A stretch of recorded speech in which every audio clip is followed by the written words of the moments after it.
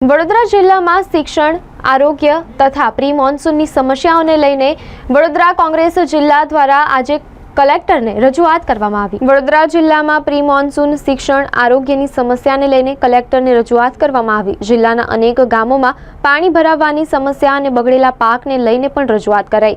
વડોદરા જિલ્લા કોંગ્રેસ દ્વારા આજે જિલ્લા કલેક્ટરને રજૂઆત કરાઈ, જેમાં જિલ્લામાં શિક્ષકોની ઘટને લઈને પણ સવાલો ઉઠાવ્યા। જો યોગ્ય નિરાકરણ નહીં આવે તો હાઈકોર્ટના દરવાજા ખટખટાવીશું તેવું જસપાલસિંહ પઢિયારનું કહેવું છે। જે રીતે વડોદરા જિલ્લામાં હાલમાં જે પરિસ્થિતિ થઈ છે, સાથે શિક્ષણ, આરોગ્ય, પ્રી મોન્સૂનની કામગીરી હોય, આરોગ્યની કામગીરી હોય, તમામ ક્ષેત્રે આ લોકો નિષ્ફળ નીવડ્યા છે।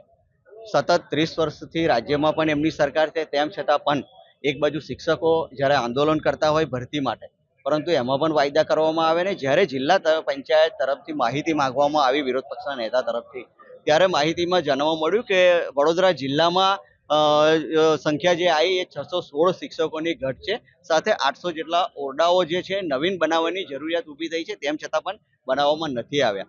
અને જે રીતે સાયકલોનું વિતરણ કરવાનું હતું, પરંતુ રાજ્ય સરકારની ગાઈડલાઈન કંઈક ને કંઈક અભાવ જણાતા 4-5 વર્ષથી સાયકલો પણ કાટખાટી થઈ ગઈ અને એને પણ ભંગારના ભાવે વેચવી પડે એવી પરિસ્થિતિનું નિર્માણ થયું, એટલે જનતાના પૈસા ત્યાં પણ વેડફાયા છે। સાથે આરોગ્ય ક્ષેત્રે વાત કરીએ કે અત્યારે જ્યારે ચાંદીપુરા વાયરસ પણ ચાલી રહ્યો હોય ત્યારે ઇલેક્ટ્રોનિક મીડિયાના માધ્યમથી જાણવા પણ મળે અને જોવા પણ મળે કે આરોગ્ય કેન્દ્રની પાસે જ્યાં ત્યાં ગંદકીનું સામ્રાજ્ય।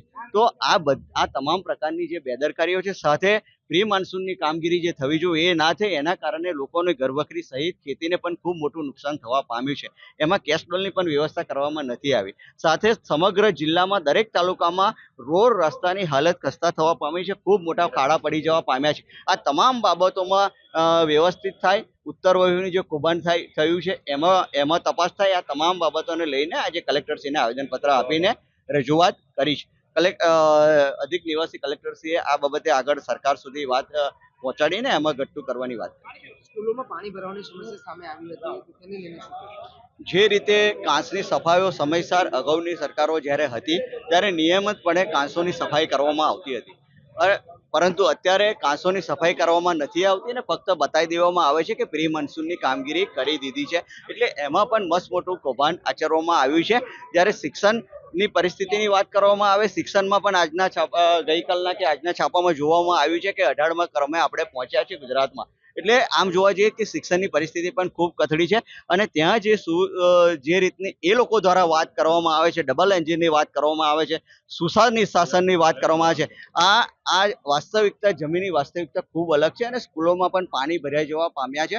એટલે બાળકો આવામાં તો કેવી રીતે ભણશે? જ્યારે ભણશે ગુજરાતની જાહેરાતો આપવામાં આવે છે, ખૂબ ખર્ચો કરવામાં આવે છે, એની જગ્યાએ જે જાહેરાતો પાછળ ખર્ચો કરવામાં આવે છે એ આ શિક્ષકોની ભરતી કરવામાં ખર્ચ કરવામાં આવે, શાળાઓ નવી બનાવવામાં ખર્ચ કરવામાં આવે, જે આંગણવાડીઓ જર્જરિત છે અને એમાં બાળકો બેસવા મજબૂર, ભૂલકાઓ જે બેસવા માટે મજબૂર છે એને જર્જરિત છે, એને નવીન બનાવવામાં આવે અને જાહેરાતો પાછળ ઓછો ખર્ચો કરવામાં આવે એવી પણ રજૂઆત કરી છે। ખાસ કરીને ગટરની લાઈનો જોઈન્ટ કરવામાં આવી છે તેવું સ્થાનિકોના આક્ષેપો છે, તો આ લાઈનો હટાવવામાં આવશે કે નહીં, એ દિશામાં કેવી રીતના તમે આગળ વધશો? જેવી રીતે જે વરસાદી કાંસોની જે વ્યવસ્થાઓ અગાઉના સરકારો દ્વારા કરવામાં આવી હતી, પરંતુ હાલમાં જે રીતના કૌભાંડો ચાલી રહ્યા છે, જે રીતની કાંસો, ધારો કે હમણાં જ વાત કરીએ તો અમારે ત્યાં બિલ ચાપડ ગામ જે છે, સોખડા ગામ છે, એમાં જે નવો હાઈવે બનાવાયો, પરંતુ જે કાંસનું પાણી છે, જે લાઈન નાખી દેવાના કારણે આખા ગામમાં પાણી ભરાઈ જવા પામ્યું હતું અને 2-3 દિવસ સુધી પાણી નીકળવા પામ્યું નહોતું। એટલે આ બધી જ જે વ્યવસ્થાનો અભાવ છે અને કંઈક ને કંઈક રીતે ગેરરીતિઓ આચરીને આ કાંસો પૂરીને પ્રાઇવેટ લોકોને ફાયદો કરાવવા માટેનું જે કામ કરવામાં આવ્યું છે, આ તમામ ક્ષેત્રે પણ અમારી રજૂઆત છે। યોગ્ય નિરાકરણ નહીં આવે, આજે તો આવેદન આપ્યું છે, અગાઉના સમયમાં જે રીતે આ તમામ જે બાબતો છે, શિક્ષણની હોય, આરોગ્યની હોય, પ્રી મોન્સૂનની હોય કે ખાડાની બાબતો હોય, એમાં આગળના સમયમાં વિરોધ પક્ષના નેતા સહિત મુખ્યમંત્રીશ્રીને આ બાબતે રજૂઆતો પહોંચાડીશું। સાથે એમાં પણ જો ન્યાય નહીં મળે તો હાઈકોર્ટના દ્વાર ખખડાવવામાં પણ અમે પાછા નહીં રહીએ।